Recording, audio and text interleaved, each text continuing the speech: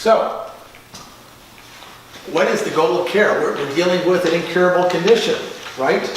I mean, you try everything possible. You look for possible ways to intervene and make sure it's not Alzheimer's disease to begin with. But if that's it, and this is the normal progression over time, what should be the goal, right? And I think the goal is quality of life. Quality of life. And I think people with Alzheimer's disease, they like structure and routine. You probably discovered this early on in the life of your loved ones with Down syndrome, right? Structure and routine is their best friend. Now it's even more so, right? Doing the same thing over and over and over again. Because anything new and different requires what? New learning, new memory. So what might appear to us to be a rather unstimulating, boring routine, to them just might be fine. Thank you very much. Don't upset the apple cart. We are now in the holiday season officially, right? And I think for many people with Alzheimer's and other dementias, it's a particularly stressful time because now we've got parties and family gatherings and crowds of people. You've got noises, you've got a lot of hustle, bustle activity that's out of the routine. And I see many families who have not adjusted their festivities to suit the needs of their loved ones with dementia. And they act as if, well, let's just carry on, right? And we'll get through it. Well, I've seen people with Alzheimer's disease rebel. They want to go home, right? Within 10 minutes at a family gathering, I want to go. Let's go. Let's get out of here. There you go. Exactly. Yeah. Yeah. I think clearly there's a need for companionship, right? I think no matter what kind of illness one may have, it's good to have a best friend. And with something like this, you need someone monitoring your situation, someone who's going to run interference for you, someone who's going to interpret to others exactly what's going on, right?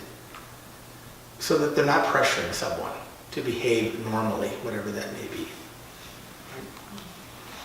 I think physical exercise is so important. And I know they've stressed this for a long, long time. You work at Misericordia, my goodness, they've got the best fitness program I've ever seen in my life. They throw people in that pool starting at age 1, and they never get out of that pool, right? I mean, it's very impressive. Yeah. So, you know, and I love the fact you got Zumba here, you know, keeping active. It could be any form. It doesn't have to be high intensity stuff, right? Just plain walking.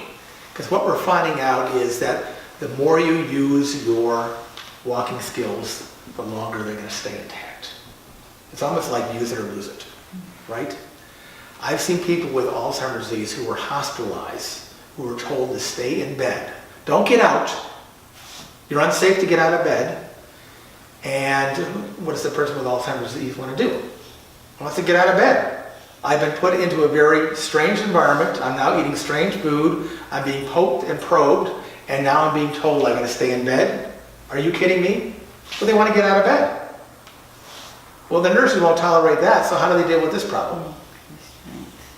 Restraints. Physical restraints, or we've gotten very sophisticated, chemical restraints. One of those nasty drugs, okay? And within a few short days, people with Alzheimer's disease suddenly are immobile. They walked in, but now they're not able to walk out. And they might have been treated for something like pneumonia, and their lungs are clear, but now we've created a whole new set of problems for them. Okay? So having an advocate, a companion with them at all times, not just in the hospital, which is, you know, has anybody ever been in the hospital overnight? Yeah. Did you find it to be a wonderful spa-like experience? Are looking forward to it again? Right? Imagine having Alzheimer's disease, right? So I'm a real fan of what's been called palliative care, making sure we can prevent unnecessary hospitalizations. But if someone needs to be hospitalized, they have a companion at all times, but just day to day. And many people, many families will hire our caregivers just to provide companionship to someone. In the early stages, maybe they can do a lot of things for themselves, but the families recognize they need someone to be with them, to guide them through everyday activities. All right. And then lastly, music and song. I have come to the conclusion after all these years, we should consider music songs to be treatments for Alzheimer's disease. Is there anybody here who doesn't like music? No, everybody likes music, thank goodness, okay? Because I, quite frankly, I've never met anybody who dislikes music, right? There's something I think that's built into our DNA, right? There's something about the rhythm and the beat and the lyrics of songs. I grew up in the era of the Beatles, and I am in hog heaven because I subscribe to Sirius XM radio, and I now can listen to the Beatles 24/7. I've got every single Beatles song that's locked into my head from my time growing up, and I hear one note, I hear one bit of lyrics, and I am in the groove. And that's probably the same for you, whether it's jazz or classical music or R&B or gospel, right? Music feeds our souls, and we use music all the time. I tell our caregivers, if you are not singing with your clients, if you're not playing music with your clients, you're not doing your job. It's got to be an everyday kind of activity because it's going to tap into the long-term memories. I've seen people with Alzheimer's disease. Well, I'll tell you one quick little story. I was at a nursing home about a month ago. It was about 11 o'clock in the morning, and I saw a staff member wheel in a little old lady. She was ancient. She was probably older than your mother, honestly. Yeah. She was so old, and the staff member put her in position in front of the piano, and then lifted up, and she says, "All right, Dolores, play a song for us." And Dolores, she played the 88s beautifully. She didn't say a word at the end. Everybody clapped. And then the staff member says, "Dolores, how about another one?" And she played another one. It was awesome. It was really a beautiful song, right? Now this is a woman with late-stage Alzheimer's disease, right? When it was done, everybody clapped. And I said, "Oh, that was fantastic." She says, "Well, she does 2 shows a day. Come back this afternoon." She does have one at 11, another one at 3. Plays the same songs, but she is the center of attention, and it taps into her remaining abilities, and she gets all these accolades. I mean, to me, that's what it's all about, is building self-esteem. I mean, these are people who are losing skills, losing their connection to the world, right? What happens if that music happens to be 80s heavy metal rock, okay? Yeah, it's got to be pleasurable music. Well, and that's defined by each of us individually, yeah, but right? what happens is, that's what my brother likes. And Okay. likes, but they're claiming it brings out agitation. Yes. So how he seems to love it, he's always loved it. Right. And they're not, Sort of that they don't- headbanging Yeah. metal music. Oh yeah. Yeah, I mean, Right. it's not about the volume for them, they're just saying for him it brings out like an Really? agitated Okay. state. Okay. I love. He's expressive. Yeah.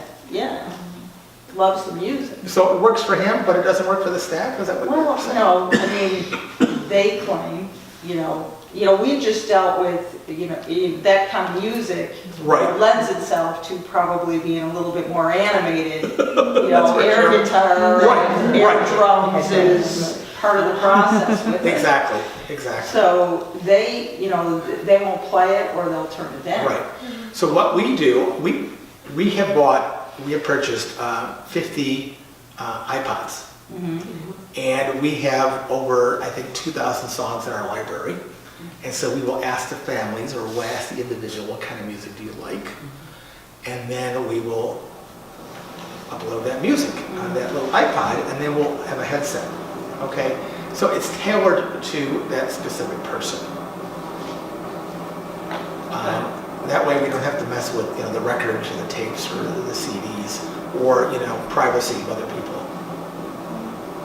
Yes? I've done quite a bit of work where I've had a group of clients and did playlists and also pictures, Yeah. playlists of family members and things that they like. But the other thing I would say is suggesting sometimes for a person, like the music they love, it is a release for them. It will change their activity level. Right. But you can also work it, like if you have a series of songs, to have something a little more calming, like at the end, so that when that person is transitioning from being involved in that Right. activity, they're not here, like, ready to Right. dance up a storm, and because sometimes it's not so much.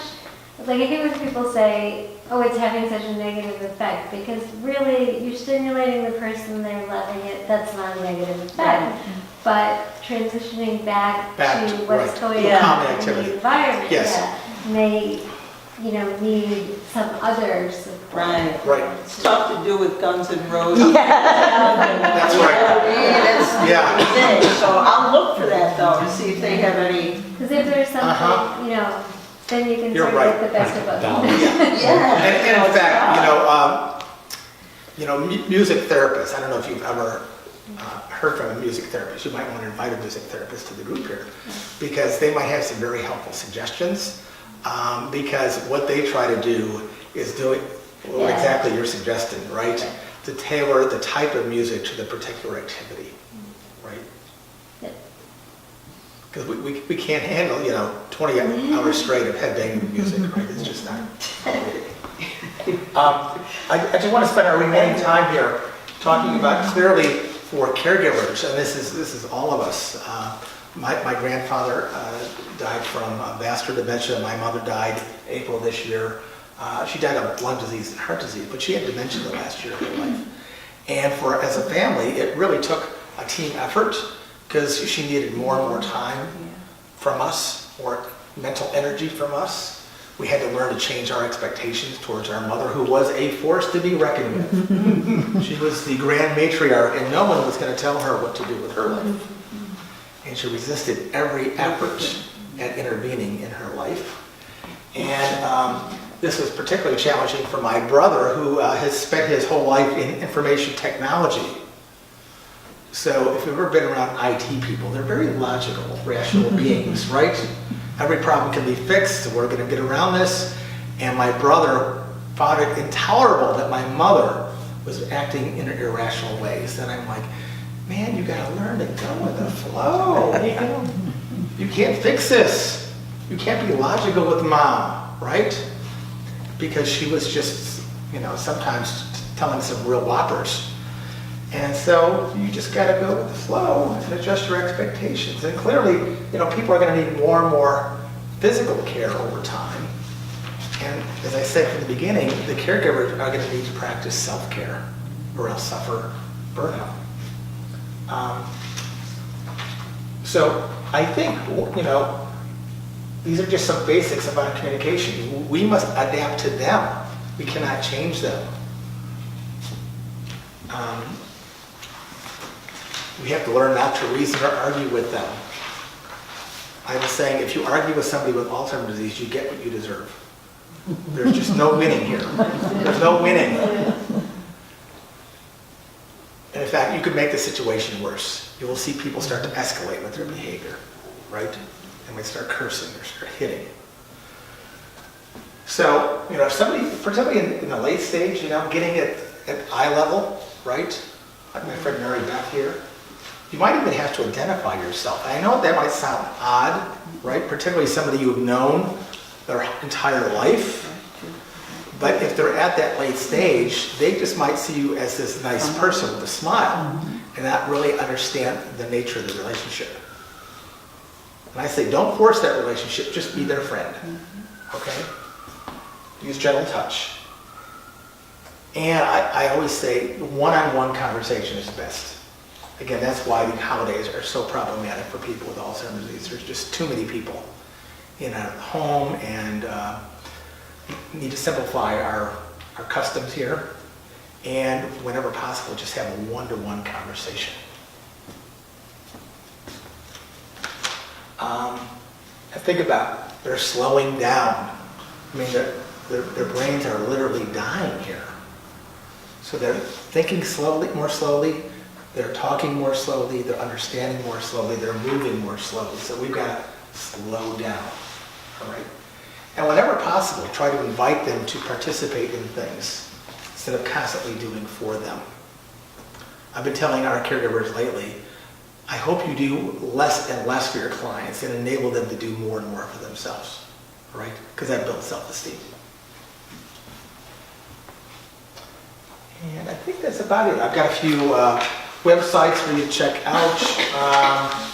There's a really helpful website, videocaregiver.org, a whole series of videos, both in English and Spanish. So that's very useful, some very helpful guides online.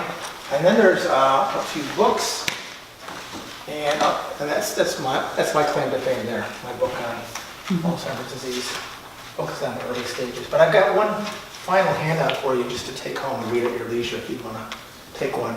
It's called Keeping Connected to Somebody with Memory Loss. It gets into more detail about communication. Feel free to copy that and share it with other people. If you ever need home care, think about Old Trust. I'm not here to sell our services. But we specialize in the care of people with dementia, that's why I'm there.